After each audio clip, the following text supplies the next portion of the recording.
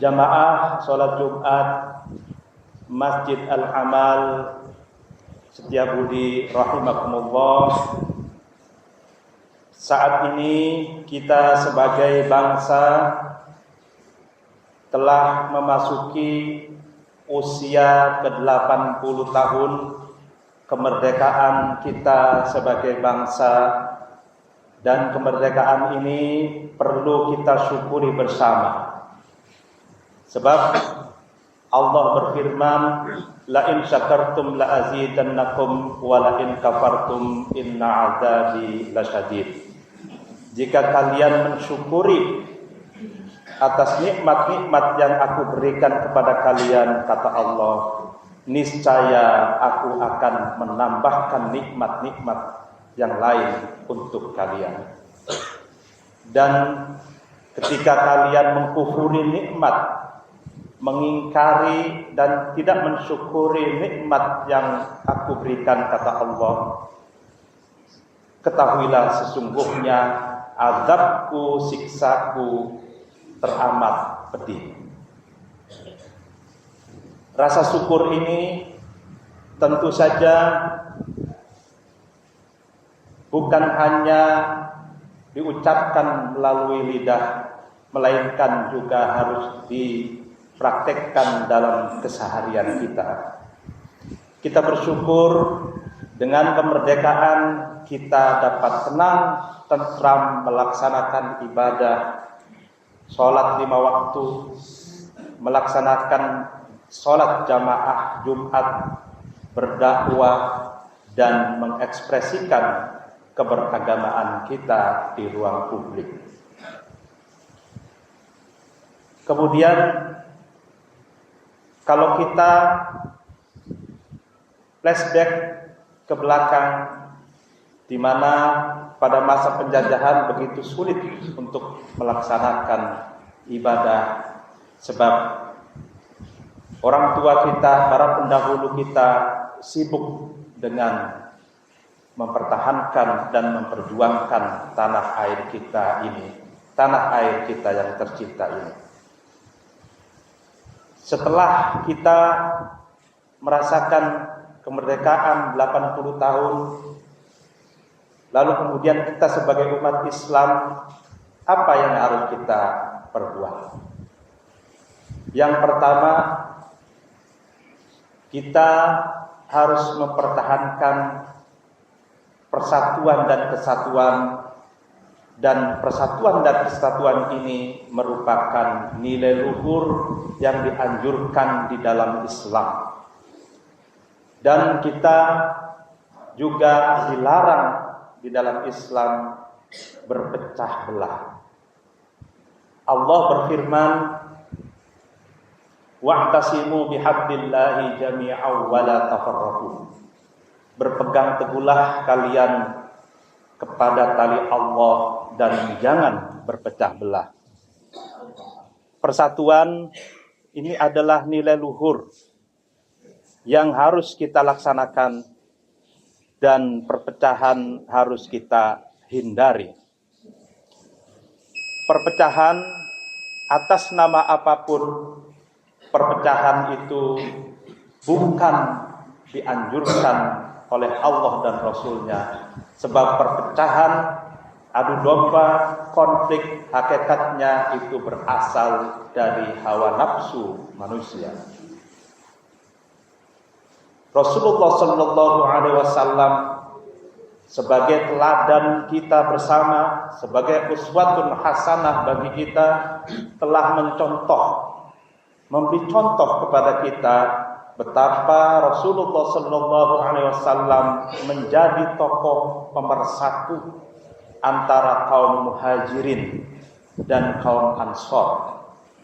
Kaum muhajirin adalah umat Islam yang berhijrah, yang bermigrasi, berpindah dari Mekah ke Madinah, dan kaum ansor adalah umat Islam dari penduduk Madinah yang memberikan suaka politik, memberikan bantuan kepada Nabi kita Muhammad bersama kaum muhajirin dari Mekah.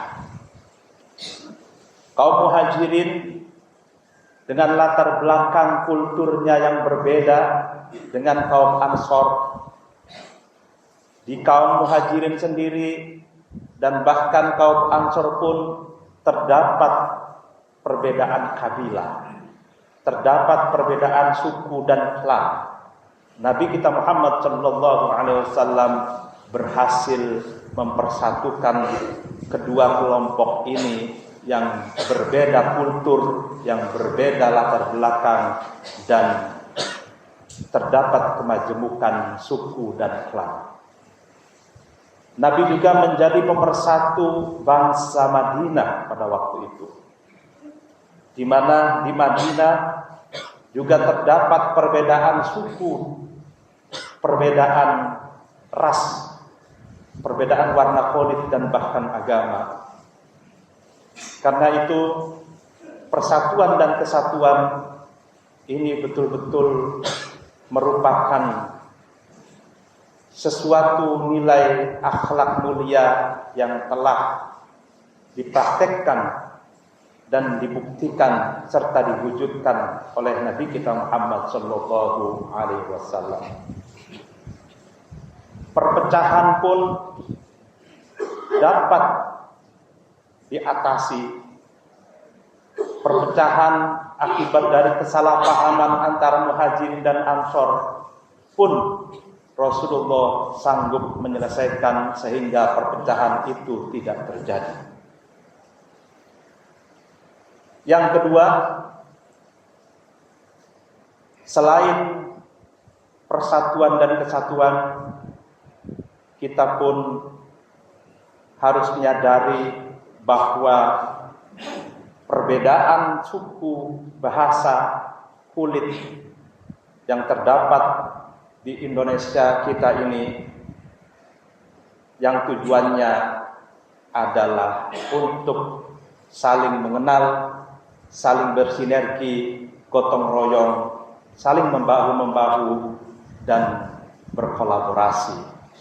Sebagaimana Allah berfirman, ya ayuhan nas inna khalaqnakum min dzakarin wa untha wa ja'alnakum syu'uban wa qabaila lita'arafu inna akramakum indallahi atqakum. Wahai umat manusia, aku ciptakan kalian laki-laki dan perempuan, dan aku jadikan kalian berbangsa-bangsa dan bersuku-suku, yang tujuannya adalah untuk ta'aruf, untuk ta'aruf. Allah menciptakan laki-laki dan perempuan, tujuannya adalah agar bisa melakukan reproduksi, regenerasi, dan spesies manusia itu terus eksis, survival, mengisi dunia ini dengan membangun peradaban yang maju, dengan membangun peradaban yang positif dan optimis. Dan Allah menciptakan manusia berbangsa-bangsa dan bersuku-suku. Kalau kita membaca dalam tafsir Murah Labid, tafsir Al-Quran karya ulama Nusantara Syekh Muhammad Nawawi Al-Jawi Al-Bantani, orang Banten, mengatakan bahwa di masa lalu ketika Rasulullah hidup, ketika ayat Al-Quran itu turun, struktur sosial itu ada yang pertama adalah syu'ub. Syu'ub itu jamak dari sya'ab, yang artinya adalah sekelompok masyarakat yang bersatu padu dalam satu bangsa dan satu negara. Lalu kemudian ada di bawah dari syu'ub atau sya'ab itu disebut dengan qabilah. Di dalam Al-Quran disebut qabail, syu'uba wa qabail. Qabail adalah kata jamak plural dari qabilah. yang artinya adalah suku. Qabilah ini di bawah atau bagian dari syu'ub. Jadi sya'ab itu memiliki qabilah-qabilah. Lalu kemudian di bawah qabilah itu ada imarah. Di bawah imarah itu ada batnu. Di bawah batnu ada bagian yang kecil lagi yaitu fahdu atau afhad. Dan di bawahnya lagi ada bagian asirah. Di bawahnya asirah itu ada ahli atau keluarga. Di bawah keluarga ada individu-individu manusia. Sebagaimana struktur sosial kita di Indonesia, ada bangsa, negara, kemudian ada suku-suku, qabilah, ada suku Betawi, ada suku Sunda, Jawa, Madura, dan suku Melayu, Batak, dan Minang, serta yang lainnya. Di bawah suku itu ada kelompok-kelompok terkecil yang lainnya, dan tujuan semuanya itu adalah untuk ta'aruf. Jamaah sholat Jumat rahimakumullah. Lalu kemudian apa yang dimaksud dengan ta'aruf itu? Kita sering mendengar orang menerjemah ta'aruf itu adalah agar saling mengenal. Itu betul, akan tetapi yang dimaksud dengan ta'aruf itu selain saling mengenal juga kedua belah pihak dan atau lebih itu proaktif untuk melaksanakan atau melakukan kolaborasi, melakukan kerjasama, melakukan hal-hal saling bahu-membahu dalam kebaikan. Karena ta'aruf itu seakar kata juga dengan ma'ruf. Ma'ruf adalah sesuatu yang baik, positif, kemajuan, dan kebaikannya itu disepakati oleh seluruh umat manusia. Sehingga diciptakannya suku-suku, bangsa-bangsa, itu tujuannya adalah saling mengenal, saling bekerja sama, saling bersinergi, saling berkolaborasi, dan tolong-menolong serta bahu-membahu dalam sesuatu yang disebut dengan ma'ruf, sesuatu yang baik, positif, kebajikan, dan konstruktif. Kemudian inna akramakum indallahi atqakum. Kata Allah, sungguhnya orang yang paling mulia di antara kalian di hadapan Allah adalah orang yang paling bertakwa. Ayat ini turun ketika Rasulullah SAW berkunjung ke Bani Bayadah. Lalu kemudian Rasulullah berkata kepada kepala sukunya, Aba Hindin, wahai Aba Hindin, anakmu, putrimu itu segera kau nikahkan. Lalu kemudian Aba Hindin, ini Bani Bayadah, umat Islam, mengatakan, wahai Rasulullah, putriku sudah kami nikahkan dengan laki-laki yang muslim, soleh, baik, tanggung jawab, tapi dari kalangan mawali. Mawali itu artinya adalah seorang yang dulunya budak, baru saja dimerdekakan dari budak. Kemudian Rasulullah senang dan ayat ini turun. Begitu juga Rasulullah mengangkat derajat orang-orang yang dulunya diperbudak dengan dimerdekakan, lalu kemudian dimuliakan.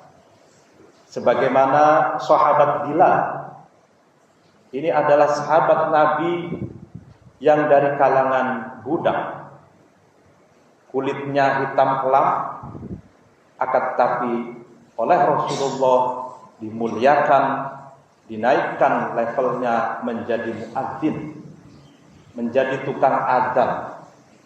Ketika Fathu Makkah, ketika Mekah itu dibuka oleh Rasulullah SAW bersama umat Islam, kemudian Rasulullah memerintah Bilal untuk azan di atas Ka'bah. Begitu mulianya seorang Bilal, meski dari kalangan budak. Karena itu Rasulullah SAW juga adalah tokoh yang menentang diskriminasi ras, menentang ketidakadilan atas nama perbedaan kelas sosial. Rasulullah SAW 1444 atau 1500 tahun yang lalu sudah memperjuangkan 1500 tahun yang lalu sudah memperjuangkan membela mustad'afin, menentang diskriminasi dan ketidakadilan atas nama perbedaan ras. Sementara kalau kita melihat peradaban barat, misalkan mereka rasial itu mungkin masih ada sampai sekarang. Mungkin baru terhapuskan beberapa puluh tahun yang lalu. Perbedaan ras antara kulit putih dan kulit hitam itu sangat terasa. Dominasi kulit putih atas kulit hitam itu betul-betul nyata di dunia barat. Sementara di Islam sudah 1500 tahun, hampir 1500 tahun yang lalu, Nabi Muhammad sudah menentang perbedaan ras dan diskriminasi ras. Sehingga Rasulullah SAW dalam khutbah haji wadahnya mengatakan, "Ya ayuhan nas, inna rabbakum wahidun wa abakum wahidun wa kullukum min Adam wa Adam min turab." Wahai umat manusia, dalam khutbah terakhirnya Nabi Muhammad mengatakan, sesungguhnya Tuhanmu adalah satu. Nenek moyangmu adalah satu. Kalian semua berasal dari Nabi Adam, dan Adam dari tanah. Ala la fadla li arabiyyin ala a'jamiyyin, wala li ajamiyyin ala arabiyyin, wala li aswada ala, wala li ahmar ala aswad, wala aswada ala ahmar, illa bittaqwa. Ketahuilah wahai umat manusia, tidak ada keutamaan, tidak ada superioritas orang Arab di atas orang non-Arab. Tidak ada keutamaan dan tidak ada superioritas orang non-Arab atas orang Arab.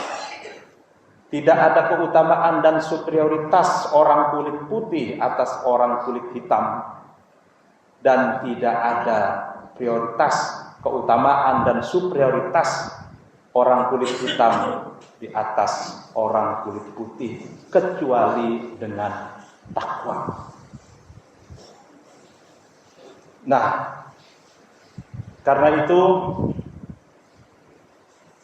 semoga kita bisa meneladani dan memetik pelajaran dari teladan Nabi kita Muhammad SAW dalam membangun bangsa ini agar kita dapat menjadi orang-orang yang bertakwa. Barakallahu li wa lakum fil Qur'anil azim.